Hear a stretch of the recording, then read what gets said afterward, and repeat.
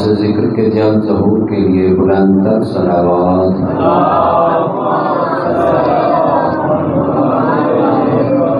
زہرا جائیوں کی لٹی ہوئی رداؤں کے جلد بدلے کے لیے بلند تر صلوات پڑھ لیجیے۔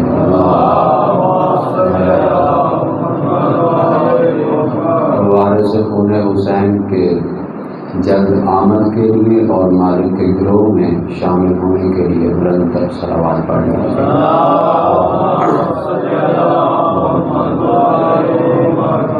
اپنی حاجات کی قبولیت کے لیے ایک بار بلند تر صلوات پڑھ لیجیے۔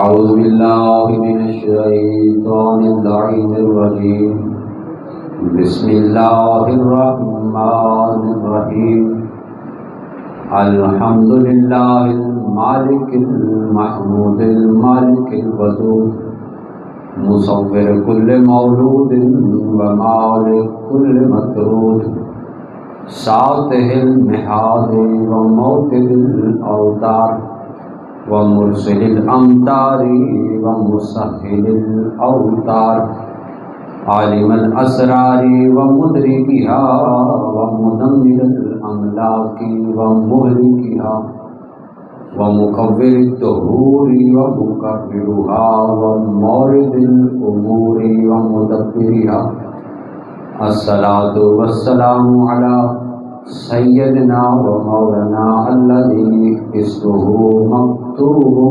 مرفوع مشفوع منقوش فی اللوح والقلم، سیدنا حبیبنا و حبیب الہنا رب العالمین ابی القاسم محمد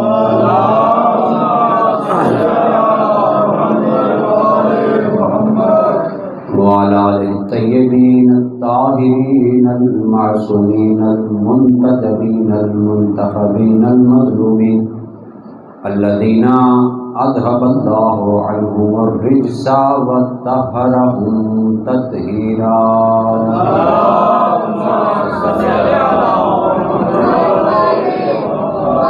على لعنة الله أعدائهم ومنکر فضائلہم وغاصب حقوقہم الی یوم الدین، اما بعد، وقال الامام المعصوم علیہ الصلاۃ والسلام، من مات ولم یعرف امام زمانہ مات میتۃ جاہلیہ، بلند تر صلوات۔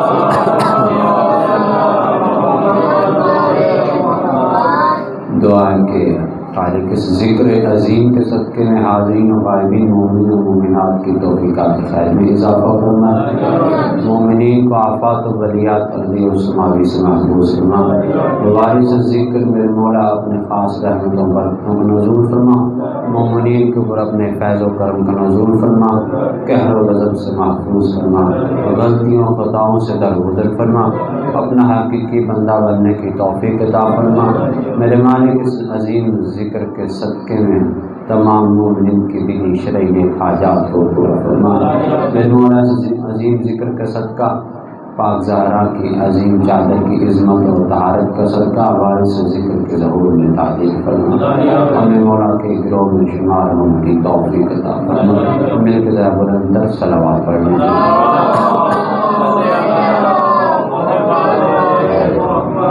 ابو تراب کا دامن جو تھام لے گا، ابو تراب کا دامن جو تھام لے گا، ساقی کوثر کے ہاتھوں کو جام دے گا۔ ابو تراب کا دامن جو تھام لے گا، ساقی کوثر کے ہاتھوں کو جام لے گا۔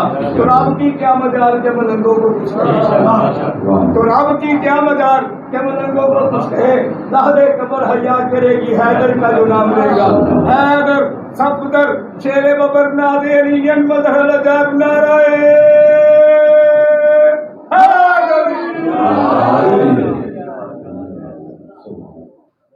مل کے ذرا بلند تر صلوات پڑھ لیجیے۔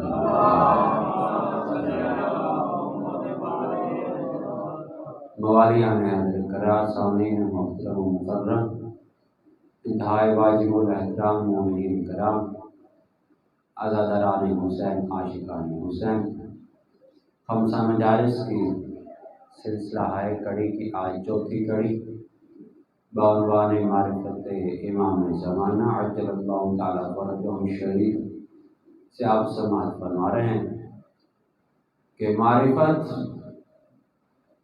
इतनी ज़रूरी, इसके बगैर गुजारा नहीं, इसके बगैर हर अमल बेकार व बेसूद व अबस है।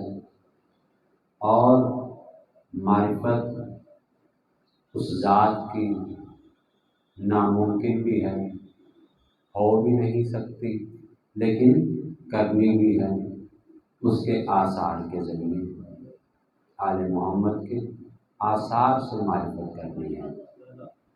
अनवारे इलाहियाओ मुक़द्दिसाओ मुतहिराओ अज़लियाओ अबदिया पाक नूरों की मारिफत वाजिब है। इमाम सादिक अलैहिस्सलातु वस्सलाम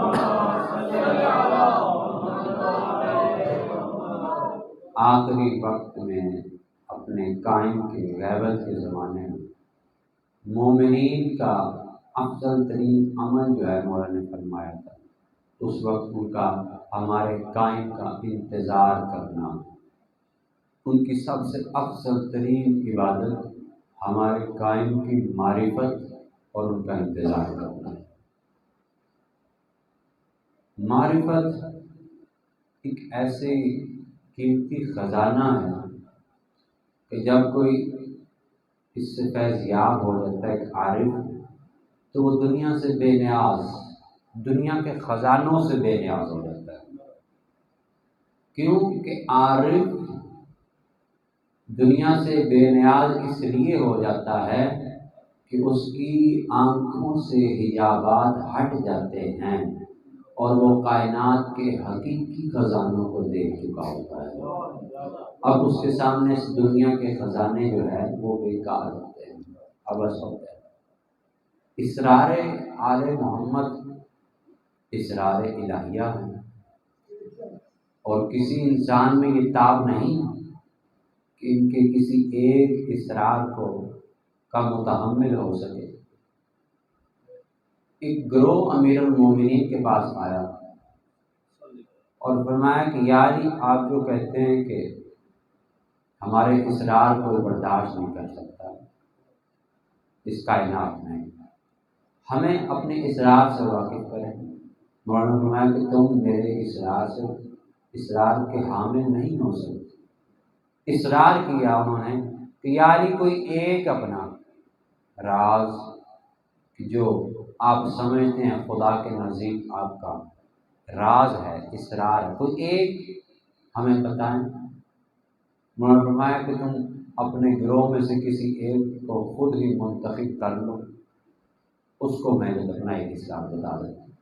उन्होंने अपने गिरोह में से एक नौजवान इंसान को मुंतखब किया। अमीर कायनात उसको जो है पर्दे के पीछे कमरे में ले गए और वहाँ पे जाके मौला ने उसे एक इसरार अता फरमाया, एक इसरार। जो ही मौला कायनात ने उसे अपना एक इसरार अता फरमाया, वो गश में चला गया।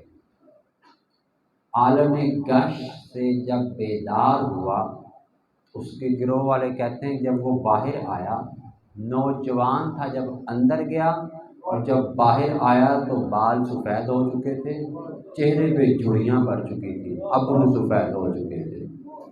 उन्होंने पूछा कि मौला ने तुझे क्या बताया? वो कहता मुझे कुछ याद नहीं कि क्या बताया।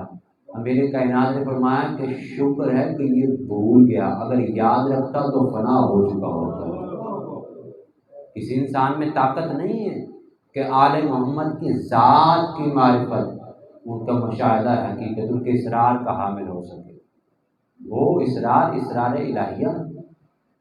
हमें क्या पता क्या इसरार है आले मोहम्मद के। अब ये थोड़ी है कि फ़कत इतना ही कह देना कि मौला अली ने ये कह दिया होगा कि लो जी अली अल्लाह है। ये तो हम आम इंसान भी कहते हैं, तो हमारे ऊपर तो कोई असर नहीं होता। तो ये इसरार नहीं है इतना फ़कत कह देना।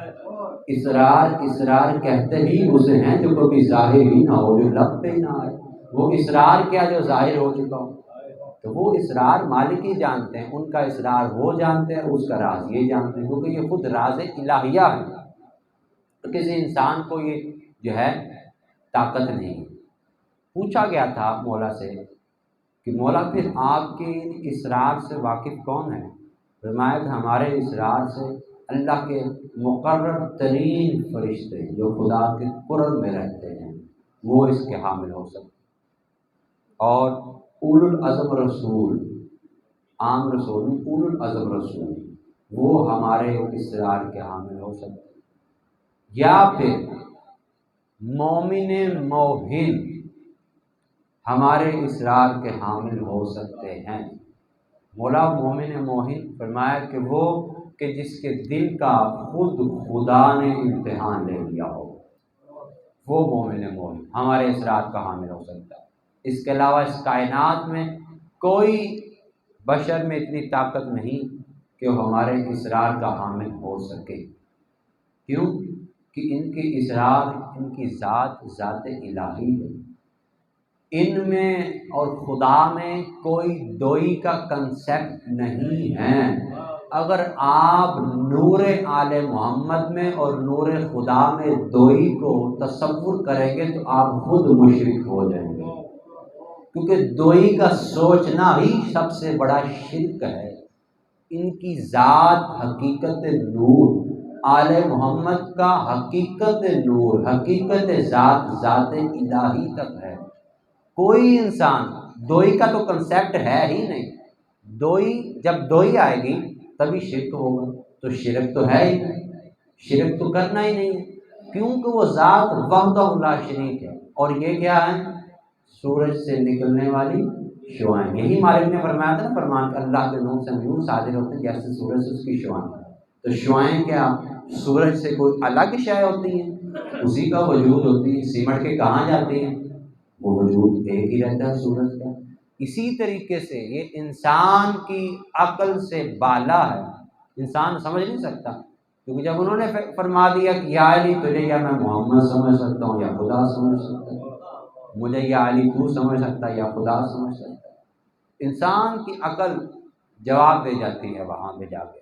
ان کی ذات کو تو سمجھنا ہی نہیں، معرفت کرنی ہے ذات کی نہیں کرنی، بلکہ جو معرفت کی تعریف میں ہر روز جو ہے دہراتا ہوں تاکہ جو کچھ احباب نئے آتے ہیں پھر ساتھ مل جائیں کہ معرفت پھر کیسے کرنی، ذات کو سمجھ نہیں سکتے، عقل و شعور فہم میں یہ ذوات مقدسہ آ نہیں سکتے۔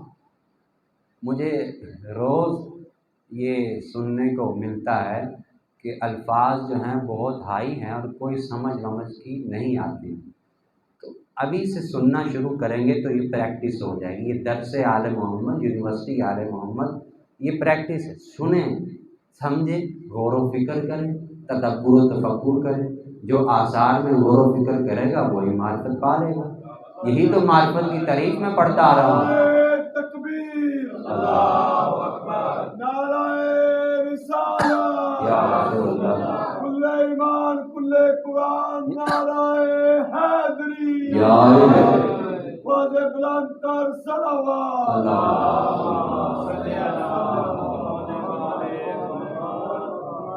لیکن میری کوشش ہوگی انشاءاللہ کہ ہر انسان تک جو ہے بات پہنچ جائے، کم از کم سمجھ آ جائے۔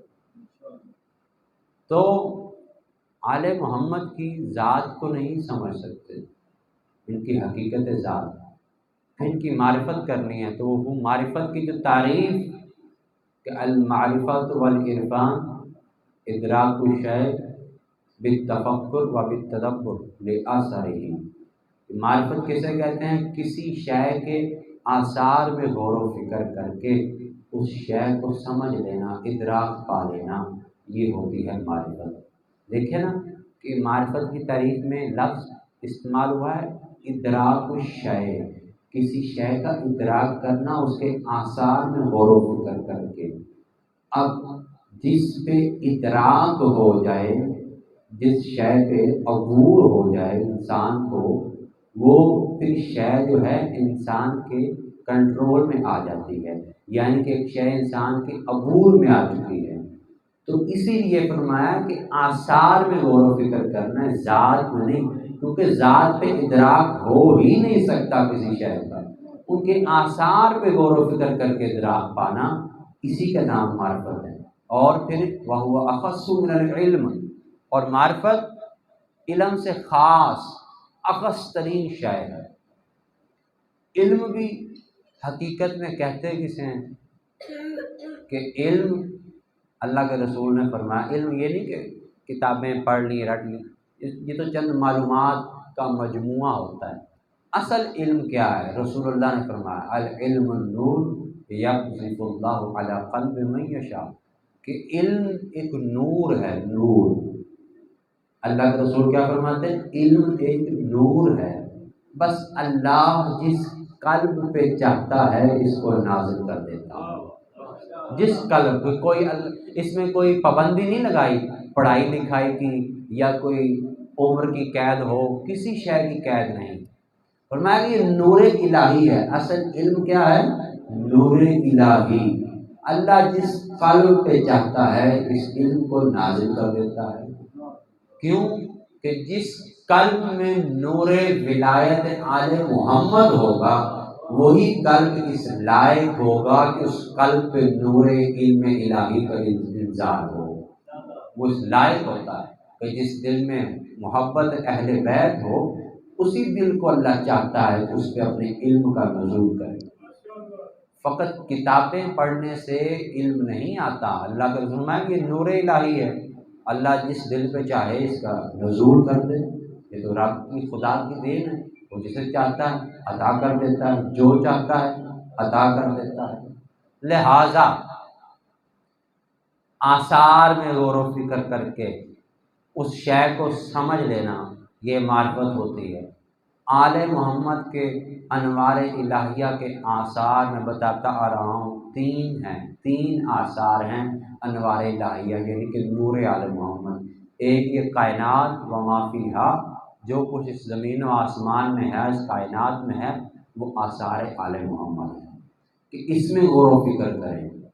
اس میں غور و فکر کر کے جنہوں نے غور و فکر کیا، کوئی مذہب کی قید تو نہیں ہے نا، لیکن انہوں نے اس کائنات میں غور و فکر کیا تو وہ کہنے پہ مجبور ہو گئے کہ یا تو یہ کائنات خود علی نے بنائی ہے یا پھر جب یہ بن رہی تھی تو علی موجود تھا۔ غور و فکر کی بات ہے عزیزان محترم۔ کائنات پہ غور و فکر کریں گے۔ آثار کیا کہتے ہیں؟ آثار کیا شے ہوتی ہیں؟ آثار کسی شے کے وجود پہ جو شے دلیل ہو جائے وہ اس کے آثار ہوتے ہیں۔ یہ کائنات دلیل ہے وجود نور آل محمد کے، کہ ہر شے، کیونکہ وہ امام زمانہ کسے کہتے ہیں؟ کہ جو زمانے کا بھی امام ہو۔ امام زمانہ یعنی کہ زمانے کا امام، وقت کا امام۔ اور امام جس شے کا ہوتا ہے وہ اس شے سے پہلے بھی موجود ہوتا ہے، اس شے کے بعد بھی موجود ہوتا ہے۔ یعنی کہ یہ وقت نہیں تھا، امام موجود تھا، یہ وقت ختم ہو جائے گا، امام موجود رہے گا۔ حجت موجود ہوتی ہے، کیونکہ امام ہوتا ہی وہ ہے جو مخلوق سے، خلق سے پہلے بھی موجود ہو اور مخلوق کے بعد بھی موجود رہے، اسے کہتے ہیں امام زمانہ۔ کہ جب یہ زمانہ ہی نہیں بنا، زمانہ کیسے بنا؟ یہ زمین و آسمان بنے، سورج بنا، زمین نے چکر لگایا، ایک دن اور رات بنے، تب یہ زمانہ بننا شروع ہوا۔ تو یہ زمانہ کجا اور نور آل محمد کجا؟ زمانہ تو آج کی پیداوار ہے، نور آل محمد قدیم صفاتی ہیں اپنی ذات میں۔ اللہ کی ذات اپنی ذات میں قدیم ذاتی ہے، آل محمد قدیم صفاتی ہیں کائنات کے۔ کیا ارشاد ہوا کہ هو الذی خلق السماوات والارض فی ستۃ ایام وکان عرشہ علی الماء۔ وہ ہے، اللہ اپنا تعارف کروا رہا ہے، وہ ہے۔ اب اللہ جانے اس وہ میں کیا راز چھپا ہوا ہے۔ اب قرآن میں جہاں بھی ہوا کا اسم آئے گا، ہوا یہ اس کا اسم ذاتی ہے اللہ کا ہوا، لیکن علم گرامر کی روح سے یہ اسم اشارہ ہے۔ اشارے کی کتنی قسمیں ہوتی ہیں؟ کوئی چیز سامنے حاضر ہو اس کی طرف اشارہ کیا جاتا ہے، یا کوئی چیز غائب ہو تو اس کی طرف بھی اشارہ کیا جاتا ہے، یعنی جس شے کا کوئی وجود ہو اسی کی طرف اشارہ ہوتا ہے۔ اب خدا کا تو کوئی وجود ہی نہیں، وہ کسی اشارے میں آتا ہی نہیں ہے، اللہ تو کسی اشارے میں نہیں آنے والا۔ پھر کوئی ذات مقدس ایسی ہے جو خود وجود میں آ کے اشارہ اس وجود کو ہو اور معرفت اس ذات کی ہو جائے، اشارہ اس وجود کی طرف کیا جائے، معرفت اس ذات کی طرف ہو جائے۔ اسی لیے تو موسیٰ کو جب اشارہ کیا، کیا جب گئے طور پہ تو درخت سے کیا آواز ہے؟ انی انا اللہ رب العالمین، موسیٰ میں ہی تمام جہانوں کا رب ہوں۔ اب موسیٰ اس درخت کو دیکھ کے یہ نہیں سوچا کہ یہ درخت ہے یا کوئی محدود شے ہے یا ایک خاص مقام ہے، بس سجدے میں جھک گئے۔ یہ نہیں سوچا کہ یہ کیا ہے، بس یہ سوچ لیا کہ آواز آ گئی، حکم ہو گیا، اس کا اذن ہو گیا، وہ جب چاہے جہاں چاہے اپنی مشیت کا اظہار کرے گی، تو اس کی مرضی ہے، تو خدا کی مرضی ہے۔ تو وہ موسیٰ تھے، وہ ظرف موسیٰ تھا۔ جبھی اس معرفت پہ پہنچنے کے بعد ان کو کلیم اللہ کا لقب ملا، موسیٰ کو کلیم اللہ کا لقب ملا۔ انہی جناب موسیٰ سے متعلق قرآن میں ایک واقعہ، اللہ نے کہا کہ آپ جا کے جناب خضر علیہ السلام سے علم سیکھیں، قرآن میں واقعہ موجود ہے۔ موسیٰ خود اولو العزم پیغمبر ہیں خدا کے، صاحب شریعت، صاحب کتاب، اولو العزم پیغمبر۔ اولو العزم پیغمبر کو اللہ فرماتا ہے کہ تم جا کے خضر سے علم سیکھو، جناب خضر سے۔ تو خضر کا مقام تاریخ میں کیا لکھا گیا ہے کہ خضر اپنے وقت کے ولی تھے، ولی زمان، وقت کے ولی تھے، ولایت کے حامل تھے۔ تو ہمیشہ رتبہ ولایت میں پہلے بتا چکا ہوں تمام درجات سے بلند ہوتا ہے، اس لیے رسول اولو العزم بھی تھے، رسول ہوتے ہوئے انہوں نے کہا کہ تم ولی کے در پہ جاؤ۔ سیکھنے کے لیے کسی ولی کے در پہ جانا پڑے گا، اگرچہ تم رسول بھی ہو، لیکن ولی کی موجودگی میں رسول کی کوئی جسارت نہیں، جو جسے ولایت الہیہ کا حامل ہو چکا۔ سیکھا موسیٰ نے جناب خضر سے، وہ سارا واقعہ پڑھتے ہیں۔ آخر پہ جب موسیٰ اور جناب خضر میں جدائی ہونے لگی تو کیا دیکھتے ہیں کہ ایک سمندر ہے، آسمان سے ایک سفید پرندہ آتا ہے، وہ سمندر سے ایک چونچ پانی کی بھرتا ہے اور پھینکتا ہے۔ جناب خضر علیہ السلام، پروردگار اس میں کیا راز ہے، یہ کیا اشارہ ہے؟ فرشتے نے وحی کی اور کہا کہ خضر اللہ یہ بتانا چاہ رہا ہے کہ تم کبھی دل میں یہ نہ سوچنا کہ ایک اولو العزم پیغمبر چل کے تیرے پاس علم سیکھنے آیا ہے تو تو کائنات کا بہت بڑا عالم ہو گیا۔ فرمایا کہ اللہ یہ بتانا چاہتا ہے خضر تیرا علم آخری زمانے کے 14 کے علم کے برابر مقابلے میں ایسے ہے جیسے اس پرندے نے سمندر میں سے ایک قطرہ ہوا۔ اللہ اکبر یا رسول اللہ۔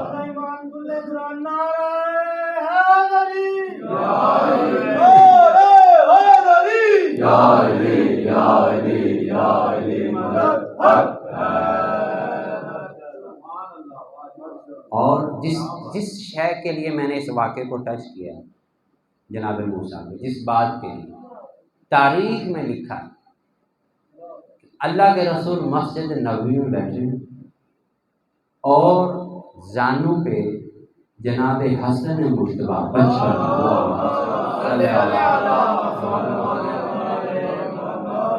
مولا حسن 55 میں اور محبوب خدا محبوب کبریا مسجد نبوی میں تمام اصحاب جانثار موجود. محبوب الہی زینت مسجد میں، زینت مسجد میں، اور اس زینت کی زینت حسن، اس زینت کی زینت غریب. اور اللہ کے رسول اصحاب کو بھی دیکھتے ہیں، ان سے کلام بھی کر رہے ہیں اور اس بچے کو پیار بھی کر رہے ہیں. یعنی کہ بتا رہے ہیں کہ دین شریعت کے تب قابل قبول ہے جب آل محمد سے پیار ہوگا. شریعت، علم، طریقت، ہر شے کائنات کی تب خدا کی بارگاہ میں قابل قبول جب محبت اور پیار اہل بیت. ابھی پیار کر ہی رہے ہیں، اصحاب موجود ہیں، سوال جواب ہو رہے ہیں. اصحاب کہتے ہیں کہ ہم دیکھتے ہیں کہ مسجد کے دروازے سے ایک بلند قامت شخص داخل ہوتے ہیں، بلند قد و قامت، باروب ہیبت شخصیت، اور آ کے رسول اللہ کے سامنے بڑے ادب سے السلام علیکہ یا حبیب اللہ، اے اللہ کے محبوب آپ پہ میرا سلام. علیکہ السلام. فرمایا کہ کیا کام؟ فرمایا کہ یا رسول اللہ کچھ سوالات پوچھنے ہیں. فرمایا کہ یوں کرو کہ آج تم سوالات ہمارے اس بچے سے پوچھ لو، ہمارے اس بچے سے سوالات پوچھ لو. اب مصداق وما ينطق عن الهوى ان هو الا وحی یوحی، شک کرے تو کوئی انسان شک کر سکتا ہے، ولایت کا حامل شک نہیں کر سکتا.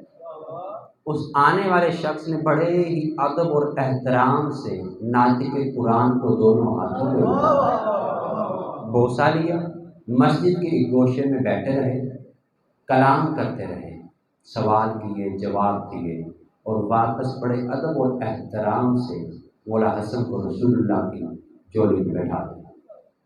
اب وہ شخصیت واپس چلا گئی. اب اصحاب نے استفسار کیا، یا رسول اللہ یہ کون تھے، کہاں سے آئے، کہاں گئے؟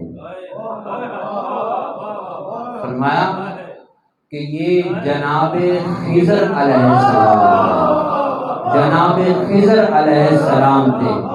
اب سن لیجیے، خضر وہ ہے کہ جس کے در پہ چڑھ کے اولو العزم رسول موسیٰ جیسا آ کے غلامی کرے اسے خضر کہتے ہیں، اور خضر چل کے جس کے در پہ آ کے قدموں پہ ہاتھ رکھ کے سوالوں کے جواب پوچھے اسے حسن کہتے ہیں.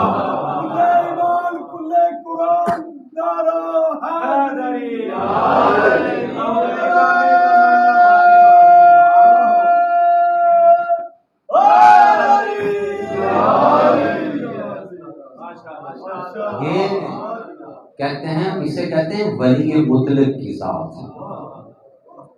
ولایت الہی جسے کو حامل ہو. درجہ ولایت تمام درجات سے افضل ہے. سورہ مومن میں کیا فرمایا؟ رفیع الدرجات، کہ بے شک اللہ وہ ہے جو درجات کو بلند کرنے والا ہے. عام ترجمہ یہ کہ اللہ بلند درجوں والا ہے. اللہ بلند درجوں والا نہیں ہے. اگر اللہ بلند درجوں والا ہے تو یہ اللہ اور درجات کے درمیان مقابلہ ہے. جہاں تقابل ہو وہاں توحید نہیں ہوتی. اللہ درجات کا خالق کے حقیقی ہے اور بلند کرنے والا ہے. کائنات میں سب سے پہلے سٹارٹنگ پوائنٹ جو ہے درجات کا، سٹیٹس کا، سب سے پہلے نبوت کا درجہ، پھر رسالت کا درجہ ہے، پھر امامت کا درجہ ہے، پھر ولایت کا درجہ ہے. یہ تمام درجات ہیں، اور سارے درجات سے افضل درجہ جو ہے وہ ہے ولایت کا درجہ. وہ کیوں؟ کہ یہ درجہ وہ درجہ ہے جس درجے کو خود خدا نے اپنے لیے پسند کیا ہے. انما ولیکم اللہ، اس نے اپنے آپ کو نبی نہیں کہا، رسول نہیں کہا، امام نہیں کہا، لیکن ولی کا جب درجہ فرمایا کہ ہاں سب سے پہلے میں خدا ولی ہوں، پھر میرا رسول ولی ہے، پھر یہ آل محمد ولی ہے، ولایت کا. لیکن آگے بھی سنتے جائیے یہ تمام درجات جو ہیں، جتنے بھی درجات ہیں، اصول ہے اس کائنات کا کہ درجات ہمیشہ محتاج ہوتے ہیں قابلیت کے، صلاحیت کے۔ اسٹیٹس پروفیسری کا ہو، ٹیچر کا ہو، جج کا ہو، یا کوئی بھی اسٹیٹس، یہ درجے ہیں، یہ درجے محتاج ہیں ڈگری کے۔ ڈگری محتاج نہیں ہوتی درجے کی، درجہ محتاج ہے، ڈگری کی بیس پہ درجے ملتے ہیں۔ اب یہ جو درجات الہیہ ہیں، کیا یہ بھی کسی ڈگری کے محتاج ہیں یا نہیں ہیں؟ درجات الہیہ جتنے بھی ہیں اللہ کے بنائے ہوئے، یہ جس ڈگری کے محتاج ہیں اللہ کے، کل درجات جس صلاحیت اور ڈگری کے محتاج ہیں، اس ڈگری کا نام ہے عصمت اللہ، اللہ کی عصمت۔ نبی کے لیے شرط ہے اس کے پاس ڈگری معصوم کی ہو، معصوم کے لیے شرط نہیں ہے کہ وہ نبی ہو، ٹھیک ہے؟ رسول کے لیے شرط ہے کہ معصوم ہو، معصوم کے لیے شرط نہیں کہ وہ رسول ہو۔ امام کے لیے شرط ہے کہ معصوم ہو، معصوم کے لیے شرط نہیں کہ وہ امام ہو۔ ولی کے لیے شرط ہے کہ معصوم ہو، معصوم کے لیے شرط نہیں کہ ولی ہو۔ یہ سارے درجات جس ڈگری اور صلاحیت کے محتاج ہیں اسے کہتے ہیں عصمت، اور اللہ کی سب سے بڑی عصمت الکبریٰ کا نام امام زمانہ عجل اللہ تعالیٰ فرجہ شریف صلی اللہ علیہ وسلم۔ تیرے وقت کے امام کے ناموں میں سے ایک نام ہے عصمت الامم، امتوں کو عصمت تقسیم کرنے والا۔ امت نہیں، امتوں کو، آدم سے لے کے جناب عیسیٰ تک ہر نبی کو جو عصمت تقسیم ہو کے ملتی رہی وہ وارث زمانہ کے صدقے ہیں، اور وہ کل 14 کی عصمت اکٹھی ہو کے جس وجود پیکر الہی میں آثار توحید میں جب ظاہر ہوگی، وہ امام زمانہ عجل اللہ تعالیٰ فرجہ مولا کی ذات پہ صلوات پڑھیں، کیونکہ وہ امام زمانہ، اسی امام زمانہ سے باتیں نکلی تھی، وہیں پہ آ امام زمانہ، زمانے کا امام۔ زمانہ کب بنا تھا میں بتا رہا تھا کہ ہوا سے بات نکلی اور بات سے بات نکلتی ہی چلی گئی۔ زمانہ کب بنا؟ قرآن کیا کہتا ہے کہ وہ ہے کہ جس نے آسمان اور زمینوں کو خلق کیا فی 6 ایام، 6 دنوں میں۔ اب جب یہاں پہ 6 دن آیا، یعنی یہاں تذکرہ ہو رہا ہے وقت کا، یہاں زمانے کا ذکر ہوا قرآن میں کہ وہ ہے جس نے خلق کیا آسمانوں کو اور زمین کو 6 ایام، 6 دنوں میں خلق کیا اللہ نے۔ وَكَانَ عَرْشُهُ عَلَى الْمَاءِ، اس وقت اللہ کا عرش پانی پر تھا۔ جب اللہ نے آسمانوں اور زمین کو خلق کیا تو اللہ کا عرش پانی پر تھا۔ اب تو پہلے کہ وہ 6 دن کون سے ہیں کہ جس میں اللہ نے زمین و آسمان کو، کیونکہ ابھی زمین و آسمان تو خلق ہوئے نہیں، زمین بنے گی، آسمان بنے گے، سورج بنے گا، گردش ہوگی، تب ایک دن اور ایک رات ہوگی۔ ابھی زمین آسمان بنے نہیں، پھر وہ 6 دن کہاں سے؟ تدبر، تفکر، معرفت کیسے ہوگی؟ غور و فکر سے، آثار میں غور و فکر کیجیے، غور و فکر کرتے چلے جائیے، اتنے ہی معرفت کی قیمتی موتی لیتے چلے جائیں۔ کیوں کہ ان کا خزانہ ہے معرفت آل محمد کا بے بہا سمندر ٹھاٹھے مارتا ہوا۔ کوئی لینے والا آئے تو صحیح سے، کوئی سائل تو آئے۔ پھر وہ مذہب کی قید بھی نہیں دیکھتے، پھر انگریز بھی کیا اٹھتے ہیں کہ علی نے کائنات بنائی ہے، کیونکہ غور و فکر کی ضرورت ہے۔ شرط یہ کہ غور و فکر کرو تب ملتی جائیں گی چیزیں۔ اب 6 دنوں میں آسمان اور زمین کو بنایا، اللہ کا عرش پانی پر، قرآن کی ہے۔ سائل نے سوال کیا تیرے 6ویں مولا سے، امام صادق علیہ السلام،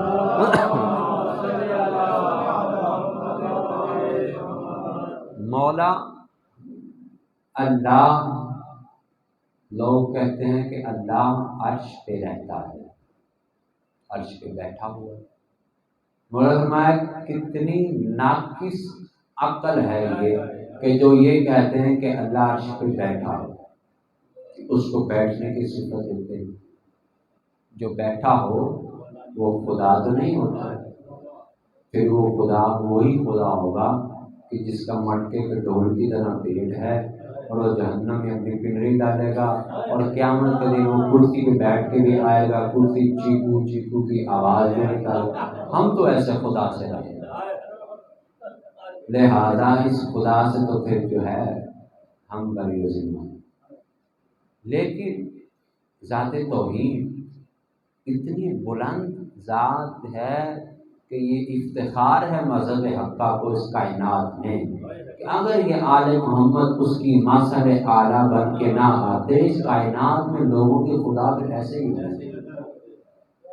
یہ خدا کی اس لیے تو کہنا پڑ گیا لولا نہ لم عرف اللہ، ہم نہ ہوتے تو اس کی پہچان نہیں ہوتی۔ اس کی شان کے مطابق اس کائنات میں اللہ کی شایان شان جو وصف بیان کر سکتا ہے وہ لسان اللہ ہے، اور کسی زبان میں اتنی طاقت نہیں کہ اس کی تعریف بیان کر سکے۔ کما کو جب کسی شے کو دیکھا نہیں تو آپ اس کا وصف بیان کر سکتے، اس کی تعریف بیان کر سکتے؟ کسی نبی نے دعویٰ نہیں کیا اس بات کا کہ ہم نے اسے دیکھا ہے، لیکن علی کہتا تھا کہ میری تو کوئی نماز ہی ایسی نہیں جب اپنے رب کو دیکھ کے نہ پڑھی ہو۔ جب دیکھا ہے وہی اس کی وصف کو بیان کر سکتا ہے۔ جب علی کی نماز کی بات آتی ہے تو مجھے امیر کائنات کا جملہ بھی یاد آتا ہے، الہی کفا بعزن ان اکون لک عبدا، الہی میری عزت کے لیے یہ کافی ہے کہ میں تیرا بندہ ہوں، میری عزت کے لیے یہ کافی ہے کہ میں تیرا بندہ ہوں۔ جبھی کبار نے کہا نا کہ علی سجدہ نہ کرتے میرا قبلہ نجف ہوتا، اور علی سجدہ، علی کی پیشانی کو سجدہ زیب دیتا ہی وہی تھا اس ذات وحدہ لا شریک۔ میری عزت کے لیے یہ کافی ہے کہ میں تیرا بندہ ہوں۔ وَقَفَا بِفَخْرٍ أَن تَكُونَ لَكَ عَبْدًا، اور میرے فخر کے لیے یہ کافی ہے کہ تو میرا رب ہے۔ اگلا جملہ کمال کا، انت کما احب، الہی تو ویسا ہے جیسا میں علی چاہتا تھا، فاجعلنی کما تحب، پس اب مجھے ویسا بنا جیسا تو چاہتا ہے۔ اس کائنات میں ہے کسی کی جرت جو اللہ کو کہے کہ تو ویسا ہی ہے جیسا میں چاہتا تھا؟ یہ جملہ علی کی ذات کو زیب دیتا ہے کہ وہ کہے تو ویسا ہے جیسا میں چاہتا تھا۔ پھر اب اللہ کی مرضی، وہ علی کو جیسا مرضی بنائے، اس نے علی کو علی ہی بنایا، وہ بھی علی، یہ بھی علی ہے، وہ خود بھی علی تھا۔ جب علی نے کہا کہ تو ویسا ہے جیسا میں چاہتا تھا، اب مجھے ویسا بنا جیسا تو چاہتا ہے۔ اب اللہ کی مرضی جیسا چاہے، وہ خود بھی علی ہے اور اس کو بھی علی بنایا، تمہیں کیا کرا؟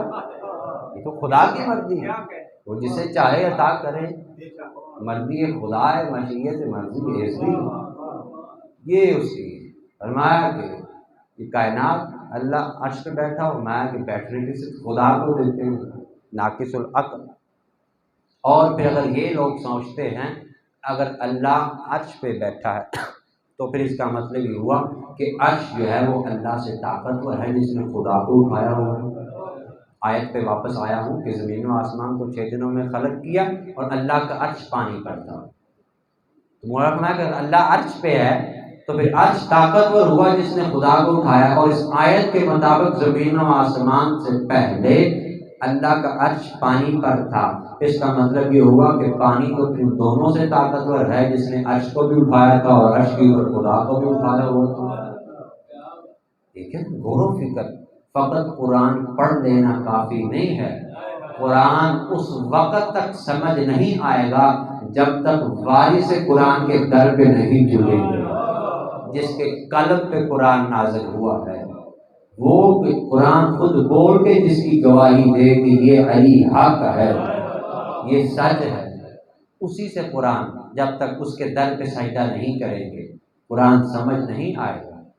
میں حیران تعجب بڑا کہ مولا یہ پھر پانی کیا ہے، عرش کیا ہے، زمین و آسمان سے پہلے، فرمایا کہ سنو، یہ عرش جو تم سمجھتے ہو کہ کوئی تختہ یا کوئی تاج یا کوئی تخت الہی ہے، عرش کوئی تخت کوئی تاج نہیں ہے یا کوئی مقام نہیں ہے. کیونکہ خدا کو کسی ایک مخصوص مقام سے نسبت دے گے تو وہ خدا نہیں ہے، وہ کسی محدود جگہ کے لیے نہیں.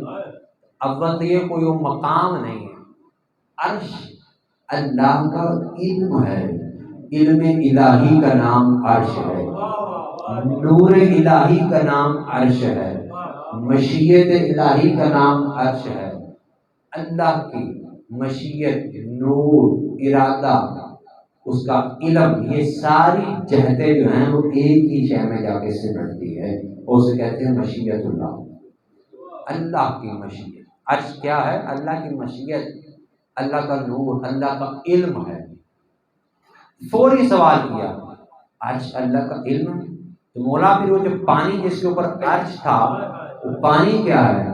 اقبال مالک نے فرمایا کہ نحن آل محمد الماء، ہم آل محمد وہ پانی ہے کہ زمین و آسمان سے پہلے علم الہی کے حامل تھے.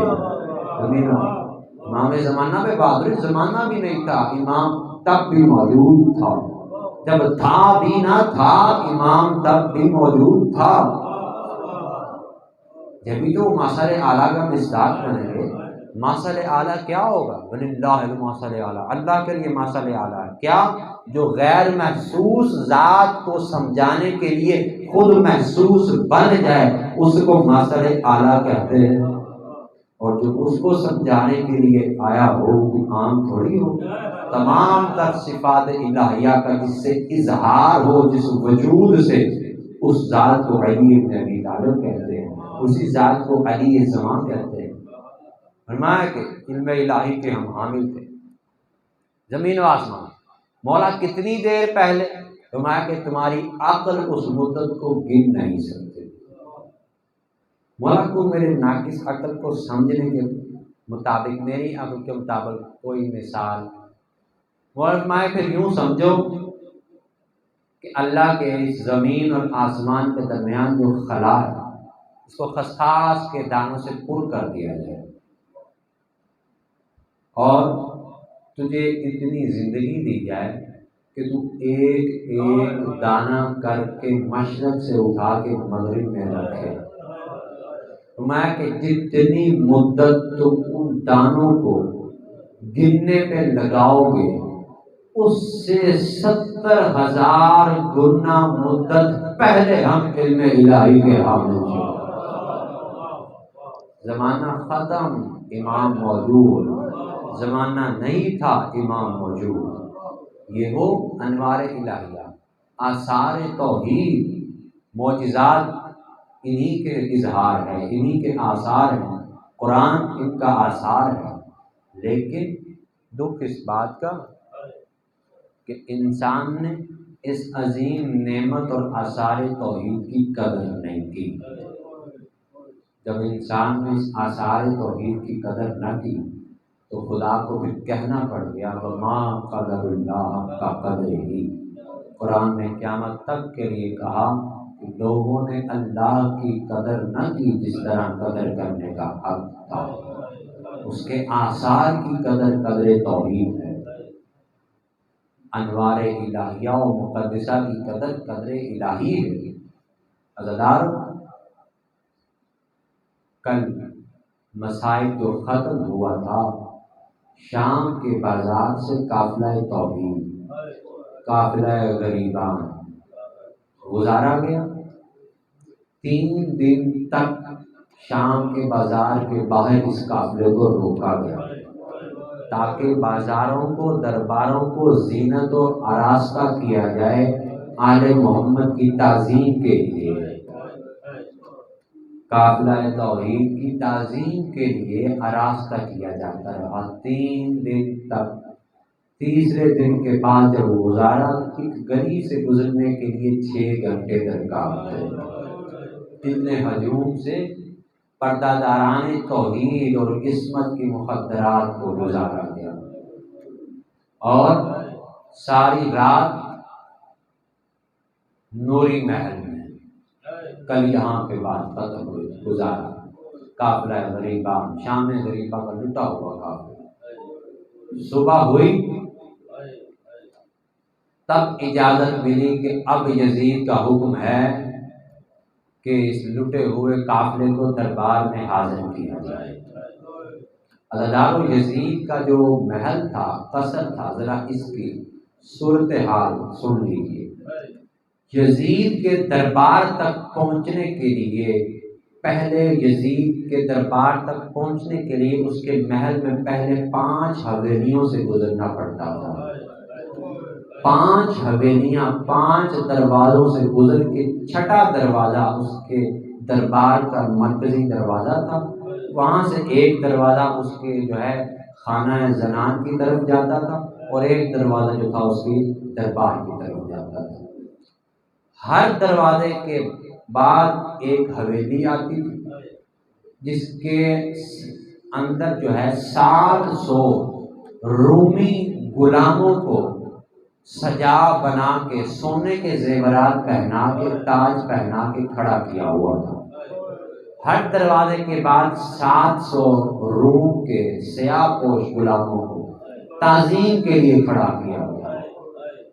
عزادار جب اتنے سجے ہوئے ماحول سے ثانی زہرا پردہ دار توحید حجاب اللہ کی وارثہ بی بی جب اذن ملا نا کہ اب گزارو، اب یزید کا حکم ہوا کہ دربار میں پیش کیا جائے۔ ایک بار عالیہ بی بی نے ساری بیویوں کی طرف دیکھا، ساری بیویوں کے چہروں کا رنگ زردی مائل ہو گیا۔ سیدزادیوں نے بچوں کو سینے سے لگایا اور چہرے پہ خوف کی زردی تھی کہ یزید کے دربار میں حاضر ہو رہے ہیں۔ ایک بار عالیہ بیوی نے حوصلہ دیا، کہا کہ سیدزادیوں ابو تراب کی بیٹی کے ہوتے ہوئے گھبراؤ مت، میں ہوں نا۔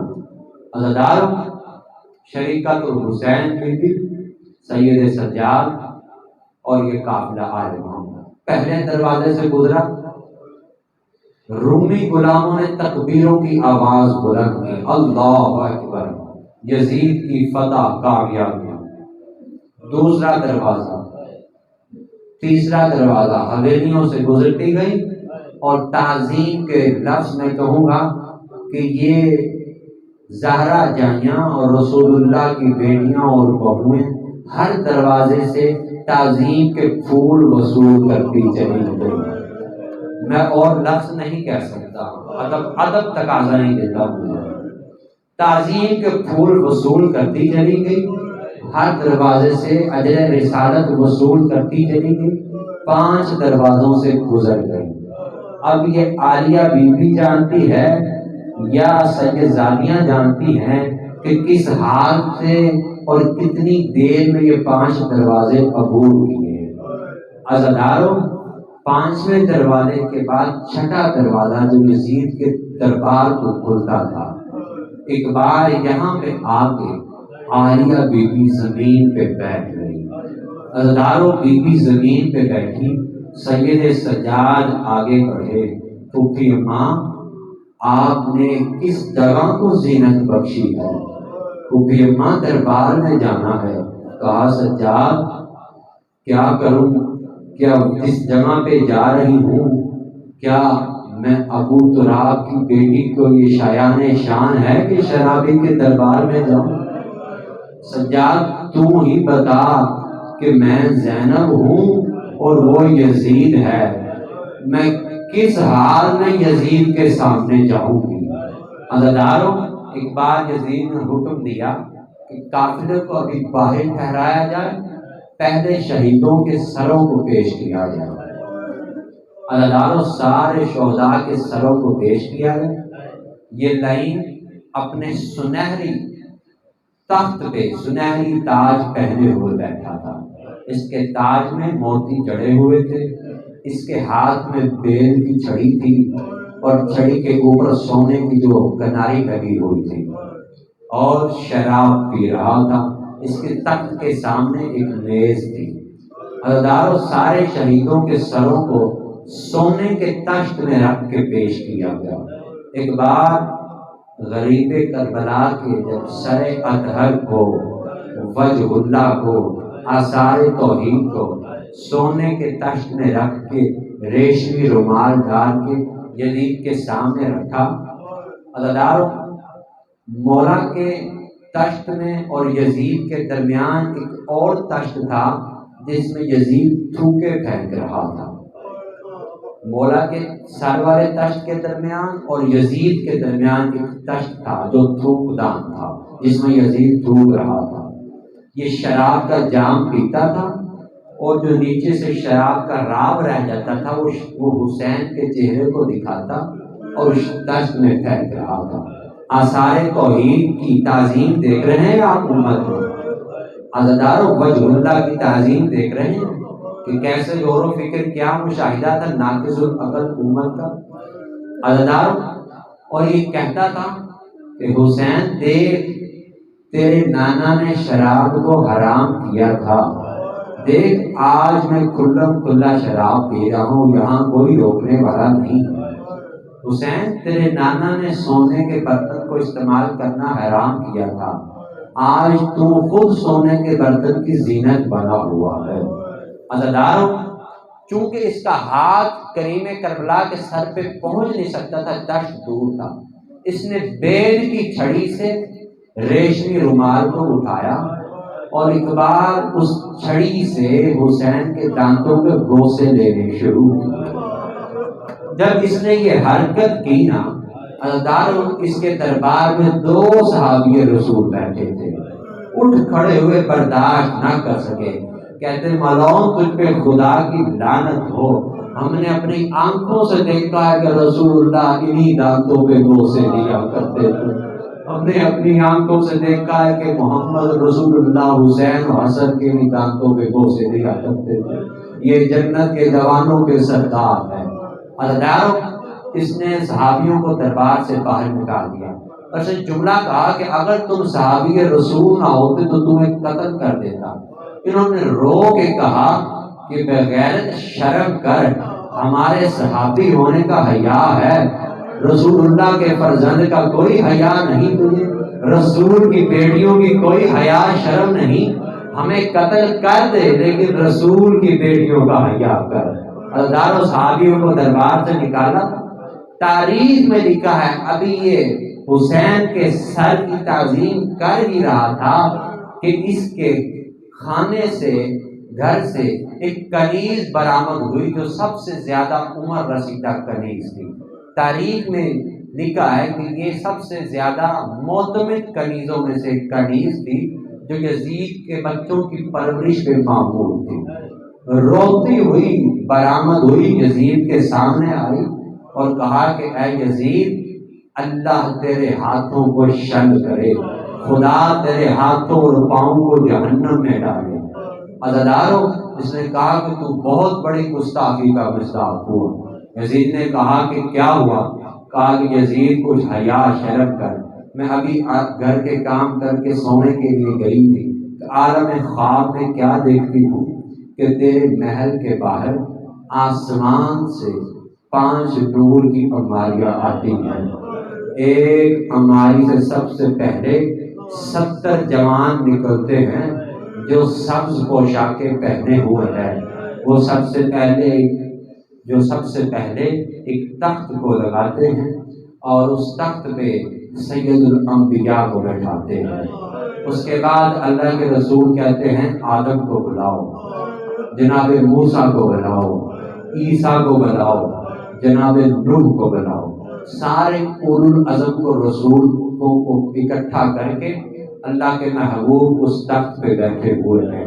یزید، میں دیکھ رہی ہوں کہ اچانک آسمان سے نور کی الماری آتی ہے، اس میں سے ایک پردہ دار بی بی آتی ہے، یہ جو ہی وہ بی بی اس الماری سے باہر آتی ہے، اللہ کے رسول تعظیم کے لیے اپنا تخت چھوڑ دیتے ہیں، سارے نبی تعظیم کے لیے تخت چھوڑ دیتے ہیں، وہ بی بی آتی ہے، تخت کو زینت بخشتی ہے، اس کے ساتھ جنت کی حوریں ہیں، وہ بی بی کہتی ہے کہ جناب حوا کو بلاؤ، ایک حور سے کہتی ہے جناب سارا کو بلاؤ، جناب مریم کو بلاؤ۔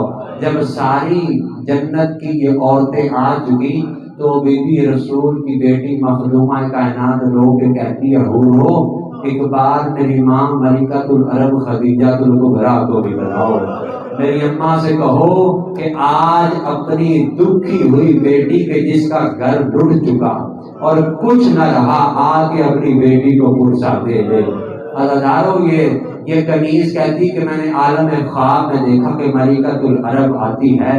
ایک بار سیدہ مخدومہ کائنات بابا کی طرف منہ کر کے کہتی ہے بابا دیکھ تیری امت نے میرے حسین کے ساتھ کیا کیا، بابا دیکھ تیری امت نے میرے حسین کو 3 دن تک بے گور و کفن لاش کو رکھا، 3 دن کے پیاسے حسین کو قتل کیا۔ عزیزارو سارے نبی سر میں خاک ڈال رہے ہیں اور رو رہے ہیں، بی بی مصائب پڑھتی جا رہی ہے اور رو رو کے کہتی ہے حسین میں تجھے کہاں کہاں رہوں، کربلا میں رہوں، کوفہ میں رہوں، شام میں رہوں، بابا محمد تیری بیٹی کہاں کہاں روئے گی۔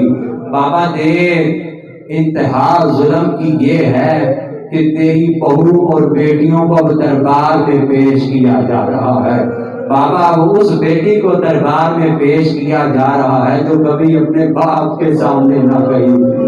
عزیزارو اس طرف سے گریہ کر رہی ہے سیدہ کائنات، ساری جنت کی حوریں گریہ کر رہی ہیں اور رو رہی ہیں۔ یہ کنیز کہتی میں نے یہ منظر دیکھا یزید خدا تجھ پہ لعنت کرے۔ عزیزارو ایک بار اس نے کہا کہ میری آنکھوں سے دور ہو جا، تو نے میری توہین کی۔ عزیزارو اس نے کہا میں تجھے قتل کر دوں گا۔ کنیز نے کہا تو مجھے 1000 بار قتل کر، مجھے کوئی پرواہ نہیں، لیکن میں ایک تجھ سے منت کرتی ہوں کہ زہرا جائیوں کو دربار میں نہ بلانا، یہ پردہ داران توحید ہیں، یہ زہرا کی چادر کی وارث ہیں، یہ چادر تطہیر کی وارث ہیں۔ اللہ لعنت اللہ قوم الظالمین۔